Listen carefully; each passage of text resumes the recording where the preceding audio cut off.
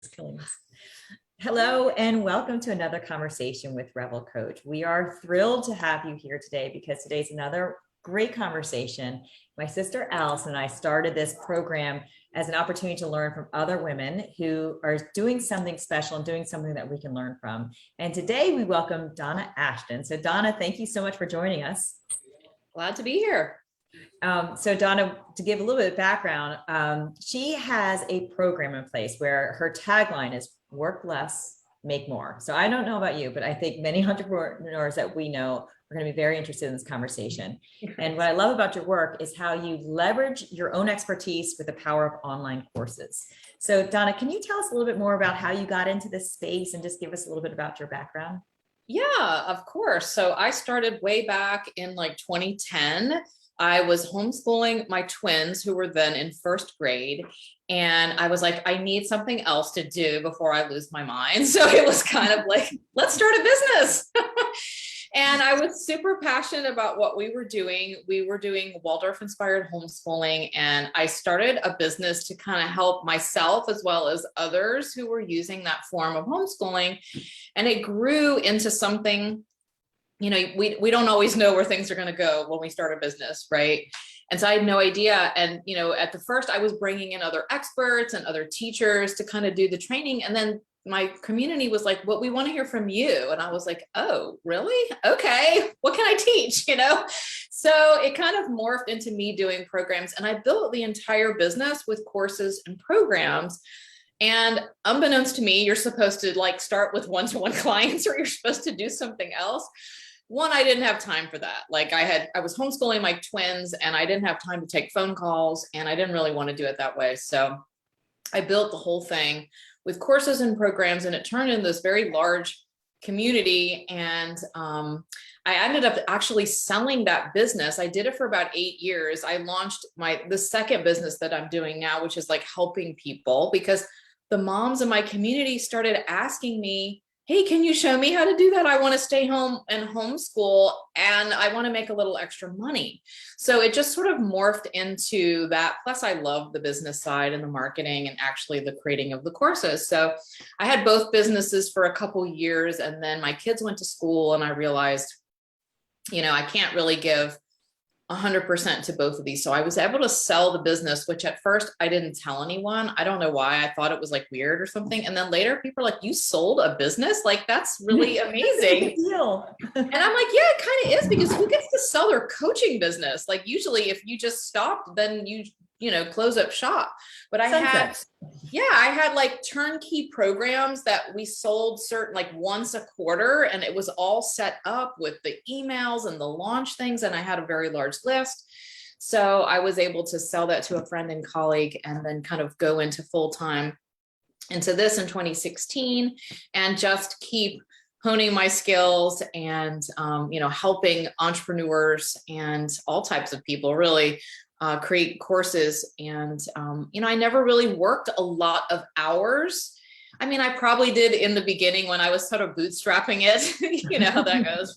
Right. But like, I just never wanted a business where I was taken away from my kids. They were really important. And I wanted to build something that would support my life instead of my life having to like fit into the cracks of my business, which I know as entrepreneurs and solopreneurs, you know, we become consumed. We don't just stop work at 5 o'clock, right? We're on all the time. So I wanted something where I had the time to be the volleyball mom who took all the kids to the volleyball game, and, you know, who could do all the things. And I stopped work at, you know, 2:30 and picked up my kids, and then I was there for them. So, yeah. So that's my story. I love that you started with just an idea, you built it up, and then you said you created little pockets of courses that fit together in, I assume, what would be like a module. Is that?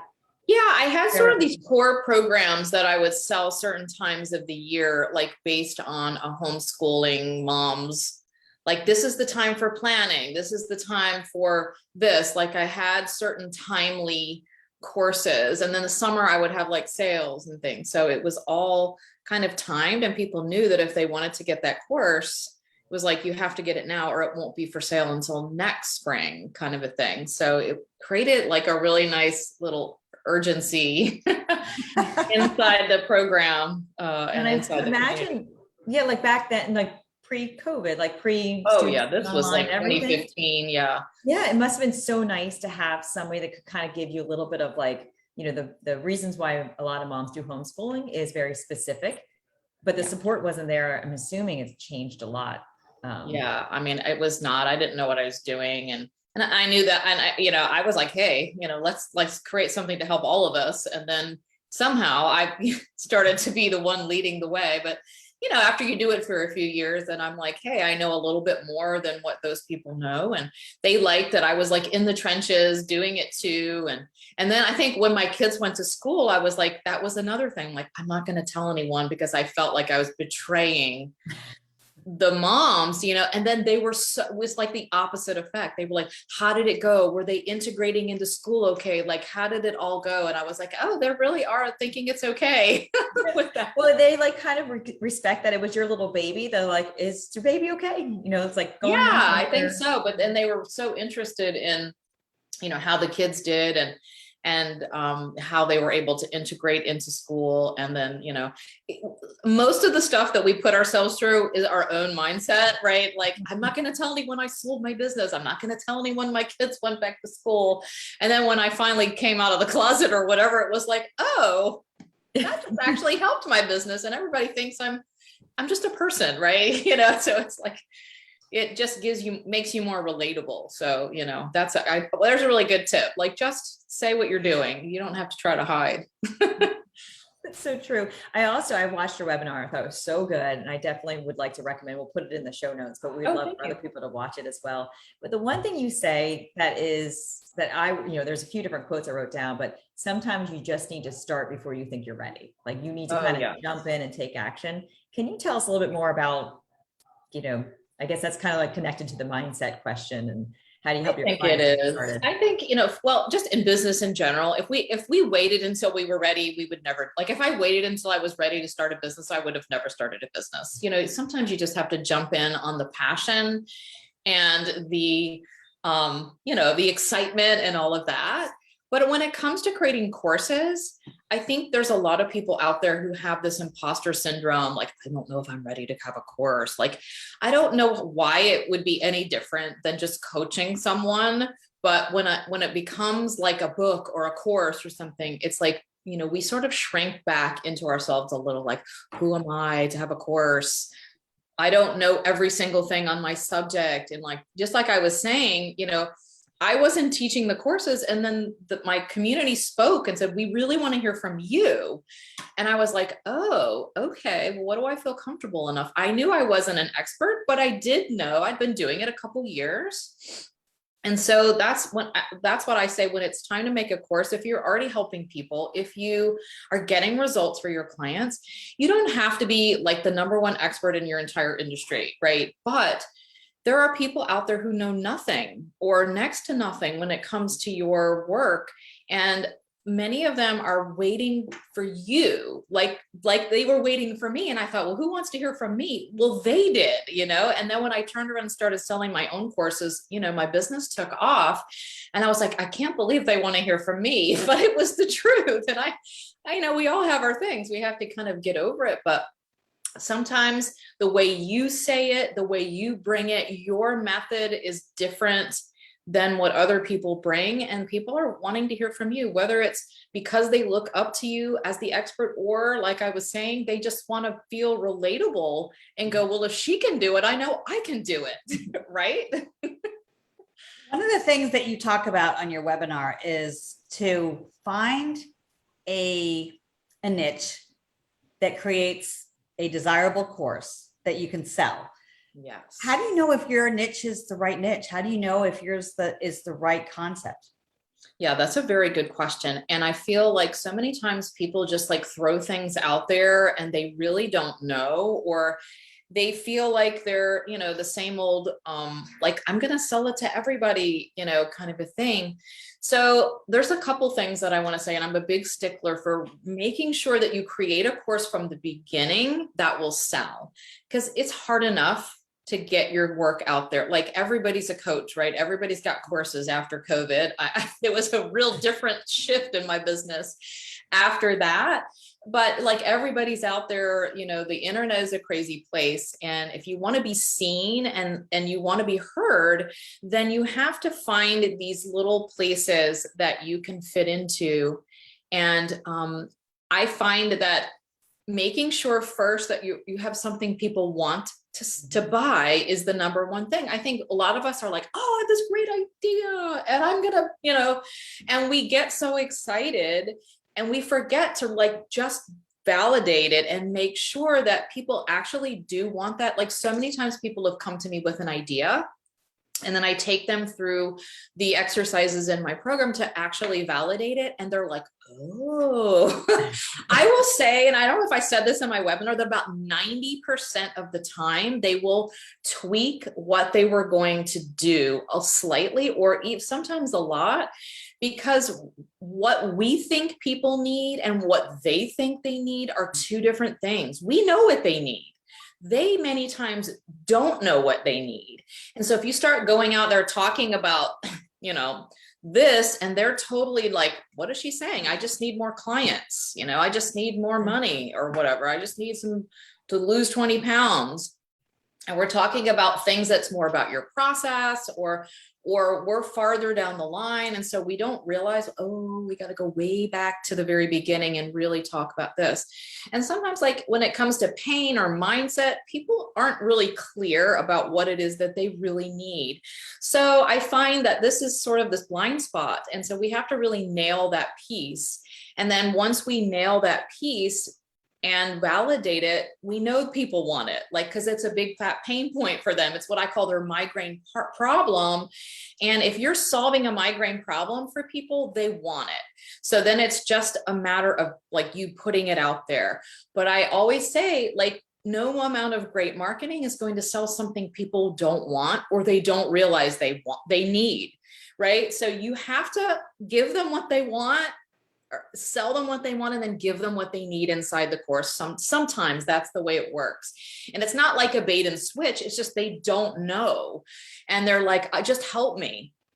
And then you take them and help them, but they're not looking for the exact solution the way you're presenting it, because they don't even know that they need that, if that makes sense.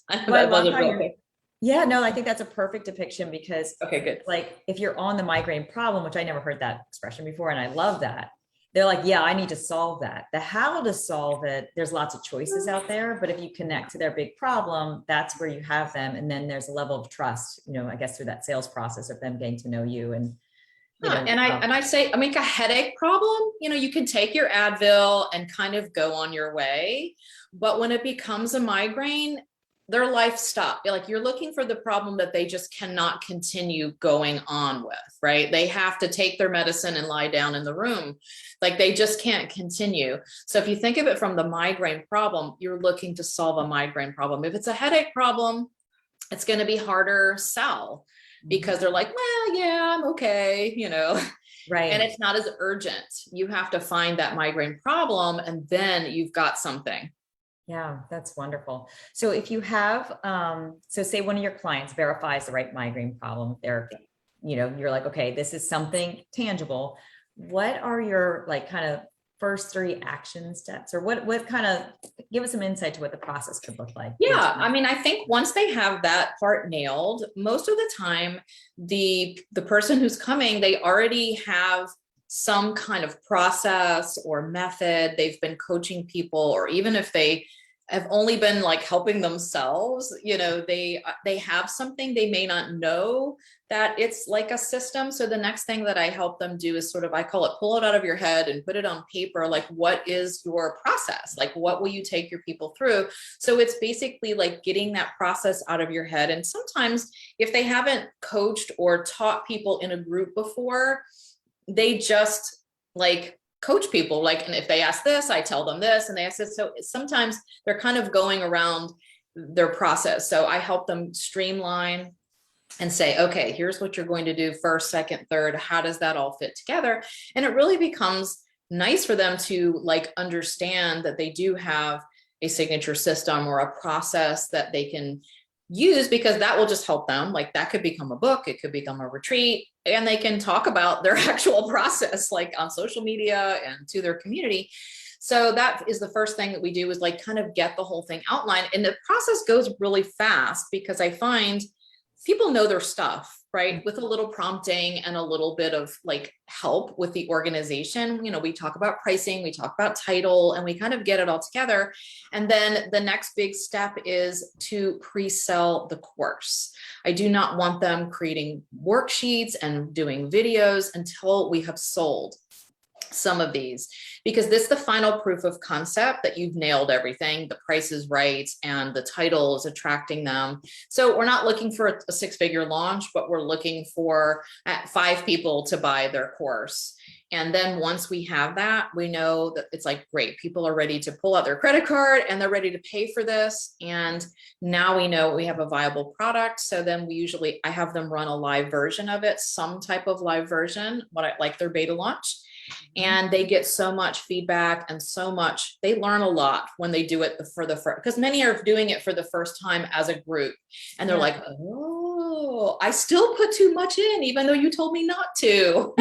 Right. Like they'll find, oh my gosh, like I have to go give them other things. Like, again, we assume people know things.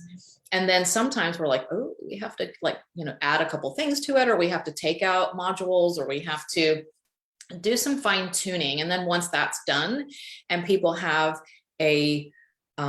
success stories and a few testimonials or something, and people have gone through it, then I say, okay, now it's ready to set up on automation. Let's get your funnel and set up something so it's automated, so that you don't have to, doing that launch. It's harsh to do a launches all the time, right? Like you can launch yourself to death. So we want to create something that is more automated, because again, work less, make more, right? We're not trying to just add another piece that we have to sell our course all day on social media and all this. Like we have to try to bring the hours down and the tasks down and focus on what we only need to focus on. What I love about your work, and I've seen like a few different videos of you, is you really make something that feels kind of daunting, like starting an online course when you're not a professor or anything like that. To me, looks like it seems daunting, but you keep simplifying it. And I love that. So I'm learning right now, so the thought of selling the course, and the course, even though the intention could be online eventually, allowing your first beta group to be live, so that way you can kind of get feedback and do some iteration. Because when you first said sell it right now, like when I heard you say sell it before you do any recordings, I was like, oh my gosh, then are you rushing all the recordings? You're like, no, it's live. So I admire that type of approach to get really some good customer feedback. I like it too. And for other reasons, like, hey, you've already sold 5. Like, let's just think about your energy if you were going to record this course and nobody's bought it, versus if 5 people have bought it and they're waiting for you. Right? Like if you're recording it, the other, you're like, gosh, is anybody even going to buy this thing? And plus I find that if you do it the other way, it takes like 6 months most of the time. Yeah. Because you're like, oh, I'm so busy, I have to finish recording it, versus if I've pre-sold it, like, okay, we got to get module 1 done. We have to stay a week ahead. And it's like a lot faster process. And it just is a lot better. It doesn't drag on to like that half course that you've never finished. Yeah, right. Oh, that is so good. Because there's nothing like a paying client to make it. Yeah, they're waiting. You have to do this. Yeah, you have to deliver. You're like, oh my gosh, okay. Plus just the energy is a whole different. You're like excited. You have people, they want to learn from you. So I think it just brings a whole different energy to it. Right. I'm going to keep complimenting you, because I feel like the other thing I love is when I watched your webinar, you were just very like this, like you were very natural. So it was me getting to know you, but you were just so like authentic in it. And I think sometimes, many entrepreneurs get fear because they think they need to be level perfect. So then like you need somebody to edit it and all this stuff. So you start over engineering the solution that makes you not as natural because you're too perfect. You're too like edited. Oh yeah. And people don't connect with that. So I'm just gonna keep complimenting you, because I really feel like you do a great job of having like just really personal videos. I try just to keep it natural, but I will say, I remember the very first time I was doing, this was way back, teleseminars, when there were no webinars, right? Yeah. It was just like, no one could even see me. I don't know what I was thinking.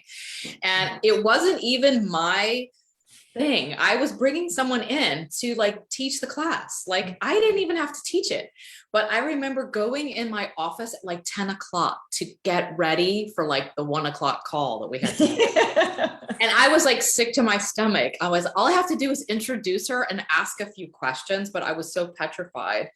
So I don't know. I mean, I know the first few like real teleseminars and webinars were kind of scripted, and I go back and listen like, hi, I'm Donna Ashton and I'm here today. You know, you could tell I was like reading it, but people didn't care. I think, you know, if you've got something to say, and now it's just like hundreds of webinars later, it's all good, but I don't edit out my ums and all of that, because I feel like it's me and people just need to know me.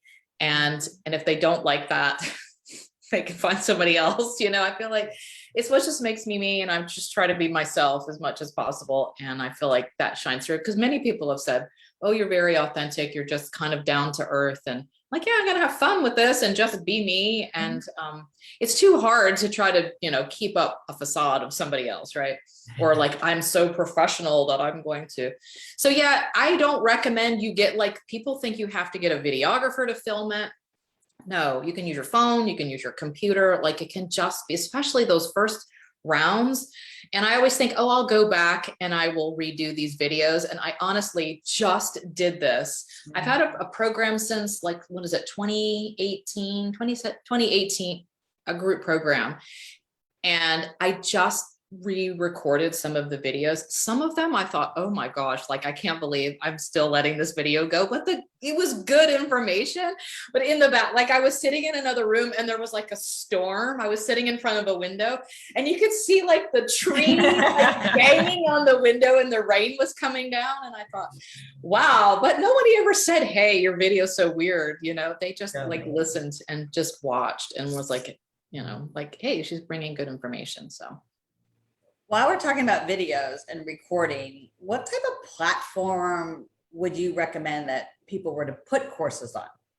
I absolutely love this question, because I think people think that there's some magical platform that when they put their course on there, or they have to get the right platform, or like, you know, it's either not going to sell or it's going to sell like gangbusters. And I've even had someone who was like, I was having this conversation with her and she's like, I need to know the best platform so I can just put my course and sell it. And I said, well, it totally doesn't really work like that. She's like, no, I need you to tell me, I need like the Etsy for courses. And I'm like, there really isn't something like that. So here's my like answer for this. There's always new things coming out.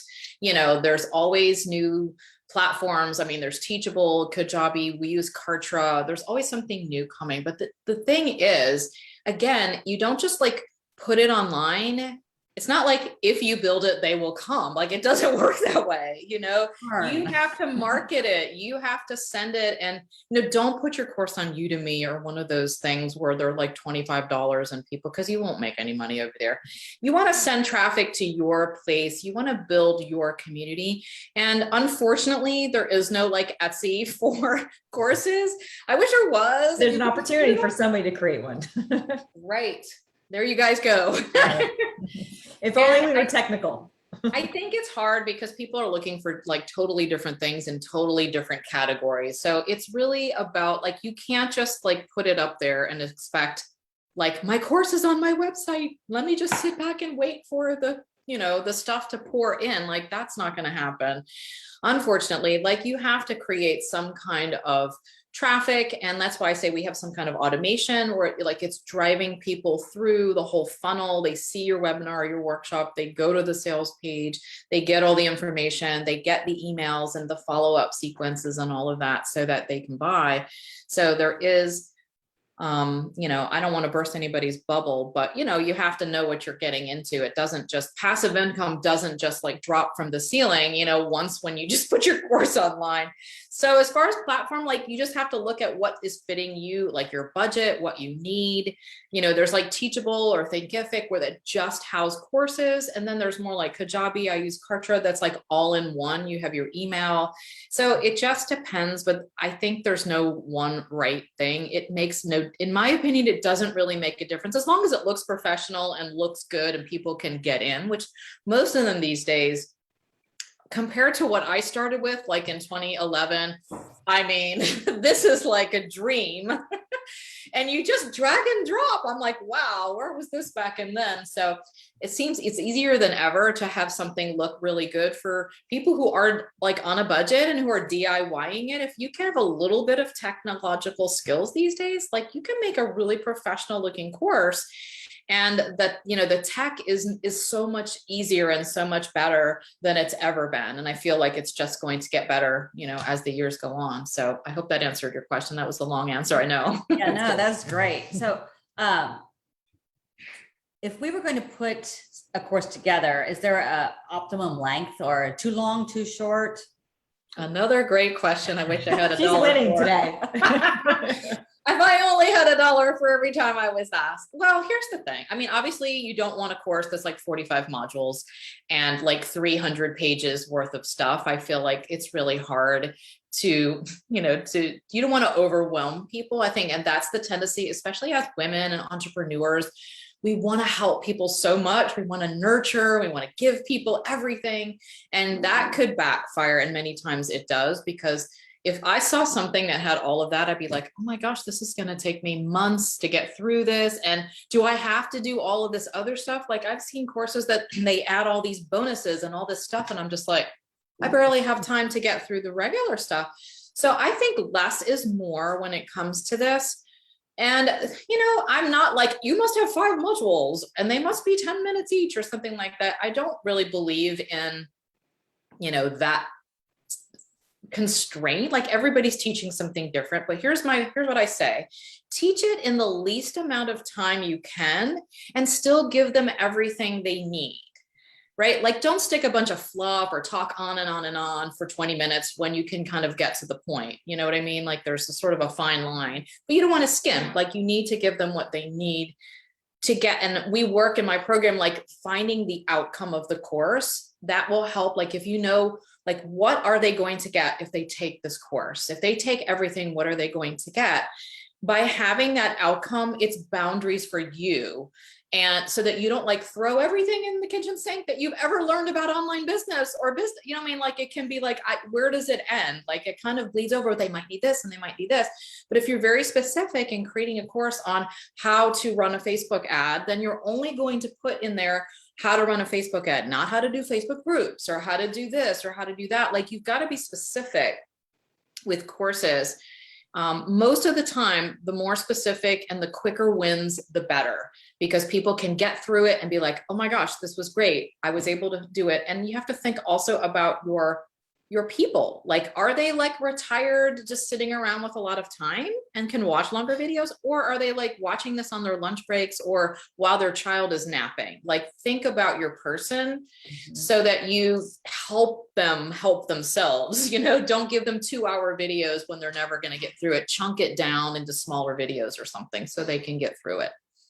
Love that. So it's like start with the migraine problem, end with the outcome of the course, and then how you get them there is most people are a little slightly overwhelmed with like too much information coming their way. So like giving it to them and not very digestible. So with your program, so if somebody were to join your program, do you, can you share how you work with them? Because I know you mentioned some is like there's done for you where you can help them. And then, you know, if somebody's like afraid of the technology or anything like that, can you just share like how you work with clients? Yeah, I really take people like depending kind of like 2 different places. I've got people who come to me who are like, I have an idea for a course, or I have 3 ideas for a course and I'm not sure which one to pick. Like that happens a lot. So I can help them with massaging that idea, validating the idea and going through starting at that place. Or I also have people who are like, I have a course, but it isn't selling, or I think I have put something together that may be a course, but I don't know what to do next. So even if you already have something that you've put together, or you've sold 2-3 years ago and then haven't sold any since then. So I take them through the process of kind of what we just already talked about, like, you know, validating the idea, making sure they have all the right components, making sure they have it priced correctly, and have everything they need. I call it like the logistics, all the logistics of it. And sometimes it's just a tiny little tweak that can really make all the difference when you're doing that kind of a thing. And then we do the beta launch. Even if they've already sold some, I want them to re-go through it again, because hopefully we've changed some things. So I have them do the beta launch, and then I help walk them through the automation of setting up a funnel, doing a webinar, that a winning webinar that actually converts, and helping them. If they need help, we do a done for you piece with the funnel and the whole thing. If they want to do it themselves, I have all of the video tutorials. If you can drag and drop things, you could pretty much do this. I know it sounds daunting, but if you break it down into small pieces and just do it like that, it's really not any harder than anything else that we do online these days. If we've all mastered Zoom, so that's half the battle. Yeah. I am super excited. I'm sorry to interrupt. I'm sorry that second part of all, hi, and I'm sorry that I was up late. That's the logistics part, I think, is really helpful, because I feel like I've looked at a lot of Facebook sites and looked at a lot of courses on how to do courses, and you sort of know what you want to put in, but then there's all that, I was looking at your site before, like setting your own Facebook page up, being part of your Facebook page. Those things that, the tendency is to want to kind of outsource them, because it's like, I don't know that, but I think that there's probably some simple explanations that you could give to us that really are necessary in order to market it, if we don't love or don't feel like we're kind of good at marketing, or we want to put our time or energy into that. Yeah, I think I try in here to give a lot of, I try to plug and play and give templates and shortcuts as much as I can, because I know not everybody's like a marketer, and not everybody knows how to sell courses. Like, it's different than selling like on a sales call for a one-to-one client than to sell from a sales page. So I help you with your sales page. I help with the emails like that need to be said, and we give you templates and all of that. Of course, you have to tweak it to make it your own, but like, I give you some of that and some examples of things, so that you're not like, what do I say? And what do I do? And, that kind of a thing. So yeah, we try to kind of take you from beginning to, the end of it, so that you're not just like, oh, great. Cause for a while I just did like, I'll show you how to do your course. And then they were like, okay, yeah, but now what do I do? How do I sell it? I'm like, oh, okay. Well, okay, let me show you how to sell it. So, cause I feel like without that selling piece, it's just something that will most likely sit on your computer collecting dust, unless you just already are like a guru and have a big list and have everything ready to go. Most of the time people still need help selling and marketing it, because it's a different beast. It's a different thing to sell than like a one-to-one program or coaching or something like that. And the confidence to sell it. So I think people can get confident in their expertise, but then when you video it and then you put it on a different platform, it's just a new, fear comes alive. So to have right. like you or a program or a group of other people doing it, I can imagine. I know. And we also have a mindset coach in my program to come help with this, because I have found so many times that people get stuck with, oh, I can't charge that, or the whole who am I, or just anything that we can we can easily self-sabotage ourselves right out of success. We've never done that. Donna Ashton, I'm going to go ahead, and I've been so glad that we've been able to have this on our live chat. One of the things I love about our platform is that we actually invite people to come and stay after the live program, so that we can continue the conversation. So I'm going to end the live. Okay. If you are interested in learning more about Donna, you can visit her at donnaashton.com, and you can subscribe to our YouTube so that you can actually get more videos and learn more about Revel Coach and what we do. So thank you so much for joining us on our live stream. Bye.